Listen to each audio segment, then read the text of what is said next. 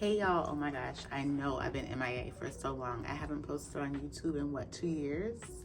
Life is crazy. I've been really trash. I've been barely posting on any of my social media platforms like TikTok, YouTube, you name it. I'm very trash. I've been so inconsistent, but I wanted to come on here and do like a little brief life update. I'm currently at work, so this will be very brief. So yeah, let's just go ahead and get into it. Okay, so first, what have I been up to? First of all, I relocated to the DMV. Yes. So this is what happened. Okay. So I was on a travel contract in Connecticut. And then after that ended, I took a travel contract in DC. And I really wanted to go to DC. I enjoy DC. Whenever I visit, I have a good time. And also, I was like, the dating will be really good. There's so many possibilities out there. So I took a contract in DC. I downloaded Hinge, matched with this dude, and we've been inseparable ever since. Okay. So yeah, I met my boyfriend. He's definitely a pull factor for me to stay in the area. So I decided to stay. One of the pull factors. I do enjoy the area. I've been out here for almost 2 years, and I can't believe it's been that long, but time is really flying. I'm still getting used to it. Relocating is difficult. Yeah, because you're pretty much starting over. So it's just, a matter of just getting used to it, reestablishing community, reestablishing friendships, and all those type of things. As far as career, I pretty much got that, under control. It's just all the other important things that are important to establish when you're relocating. So it's, it's a work in progress. I think people glamorize relocating and moving, and they don't talk about like how difficult it is and the realities of relocating by yourself when you don't really know anybody, where you're moving to, and how that could be complicated by being introverted, which I am, more of an introverted person.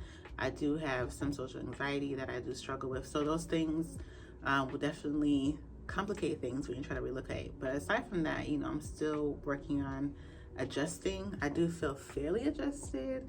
And I do like the area. It is expensive. Like I see like people online talk about wanting to relocate to the area.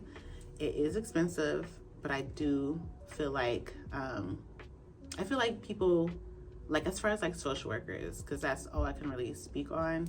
I feel like the pay, depending on where you are, is above average, slightly above average. I don't think it's more than what I would be making back home in Seattle, but it's good. So that brings me to the next thing. So I quit travel social work. Yes, I decided I wanted stability, and in June of this year, I quit.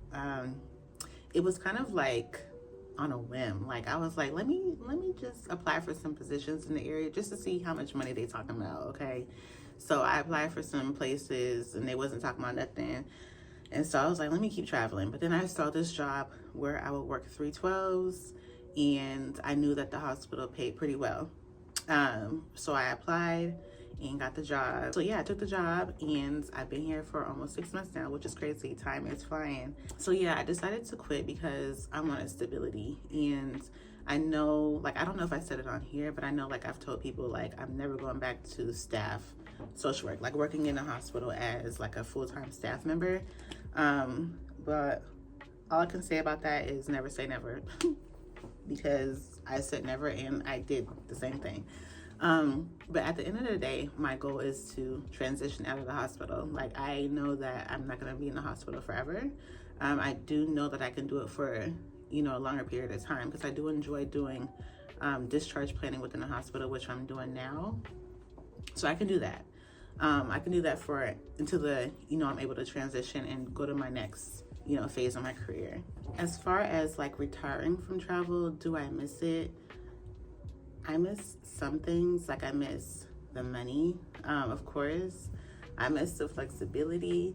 Like flexibility meaning like I can take time off. Like there was a period of time last year where I took 3 months off. Like you can't do that like on a regular full-time job unless like you're on FMLA or you're on maternity leave, paternity leave, whatever. Like that's unheard of in a full-time job. Also, I miss not having to invest in like the workplace politics, because when you're traveling, you do your contract and then you're done. It's not a long-term investment for you, which is nice because, as we know, workplaces can be dramatic. Will I ever go back to travel? Like, that's something I kind of play with within my mind. Like, I'll never say never. The door is always going to be open as far as travel goes. I don't believe that the field is too saturated for me to ever go. I'm very experienced. I know what I'm doing. I know what traveling is like. So like, if I do feel like I need to go back to travel for whatever the case may be, I will. But as of right now, I'm working full-time. Back to full-time as like a real employee. Also last year, so December of 2023, I passed the clinical social work exam, and I've been meaning to make a video about that. Let me know if you guys want me to make a video about it, but which is crazy. I can't believe I've been clinically licensed for a year. So yeah, I passed that exam last year. If you've watched my passing the master's level exam, I pretty much did the exact same thing to study for the clinical exam, except I did practice tests through, I think it's called Social Work Test Prep. I'll find the link and I'll put it in the description of this video. So I did a bunch of those practice tests. And just briefly, like again, like what I talked about in my master's exam video or whatever on YouTube, like learning your learning style, like knowing your learning style is really important to knowing how to study for that test. So I know like I learn by doing, and I'm a visual learner. So I do like a lot of flashcards, a lot of practice tests, Pocket Prep, the app Pocket Prep, and doing those practice exams and stuff like that was really beneficial.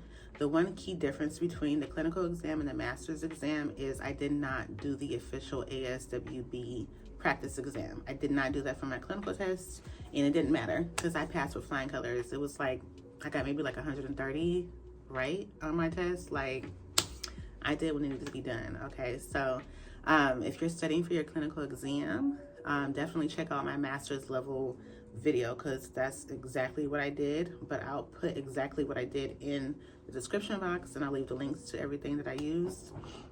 Yeah, if you guys want me to make like a full video about it, I will definitely do that. My goal next year is to be more consistent on all my social media platforms. So yeah, I'll do it. So just let me know if you guys want that video. I mentioned earlier, my goal is to transition out of the hospital. So I want to get into like project or program management, not in like corporate, but definitely like in an organization, a nonprofit organization, the federal government, healthcare, whatever. My niches are healthcare, but I'm open to working within like other sectors. So ideally, I would like manage some type of program or projects within an organization. So that's what I want to do. So right now I'm taking this Google project management course on Coursera. So I'm doing that just so I can like learn the language, learn more about project management, and like learn how I can sell myself in these interviews and on my resume and on my cover letter and things like that. So I'm trying to learn the language, and so that's why I'm taking that course. What's crazy is, like, if you've been following me for a minute or you watched a few of my videos, then you know that I went to school for macro social work, and I fell into clinical because I was like, macro is boring. I kind of want to talk to people, which is weird because I'm an introvert, but whatever, you know, that's the vibe I was on in my early mid-20s. So now I'm, you know, I've done all the clinical work, and I'm like, I'm about ready to go into macro. That's the vibe that I want right now. And I don't regret my career path at all. I'm glad that I was able to be on the front lines and do micro social work, but it, you know, it's time for change. And that's why I love the social work field, is because we have so many career possibilities. As far as like all the clinical jobs go, aside from like maybe nursing, we have one of the most versatile fields like ever. So I really appreciate that, and I don't regret my career path at all. It's just going to take some time for me to transition, and that's okay. So yeah, y'all, that's what I've been up to. That's what I've been doing.